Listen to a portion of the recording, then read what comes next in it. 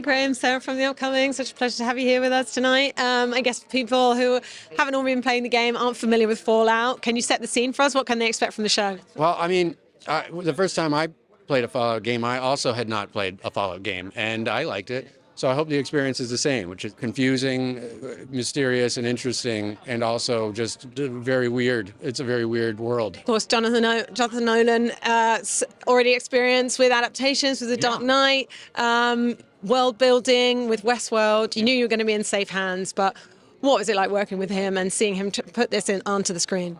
Well, I mean, it was kind of exactly that. Like, you hear that someone's going to adapt something you care about. Your first thought, is cynicism a bit, that they're going to cock it up or whatever have you.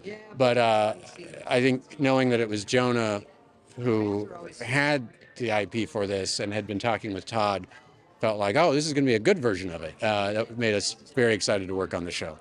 And what I love about it is it's not afraid to kind of lean into this very specific tone where it's kind of epic, but also a bit silly. A few tones, yeah. It's kind of got, the best of kind of B-movie absurdity, but also big budget storytelling. Yeah. Well, what was so important about bringing that to bear on the show? Yeah, it was kind of about bringing all of it in because the games have all of it. And if we left anything out from this strange smorgasbord of tones from the games, it would feel like a mistake. So we just did our best to bring it all in. And in terms of making that world feel tangible, how was the process of that? And I guess so many films and shows are kind of relying on green screen a lot, but it's about maybe bringing a bit of balance back to that. Yeah, his name is Howard Cummings. He's our production designer, and he's the guy that he's Jonah's guy, and that's how they do it. They find the greatest people working, and you ask for their help. And Howard Cummings is as much a part of the show as anyone else. It's really amazing some of the stuff he did. Yeah.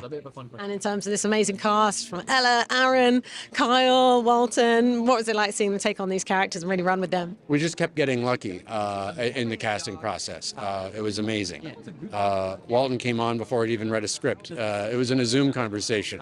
He just is that kind of guy who gets a feeling and cannonballs in, and then it went from there. Getting Ella to be a part of the show, getting Aaron Moten to be a part of the show. We got so lucky, so lucky. In terms of the takeaways, I guess it's just like a fun, wild ride, but also makes us think about kind of what our post-apocalyptic world might look like.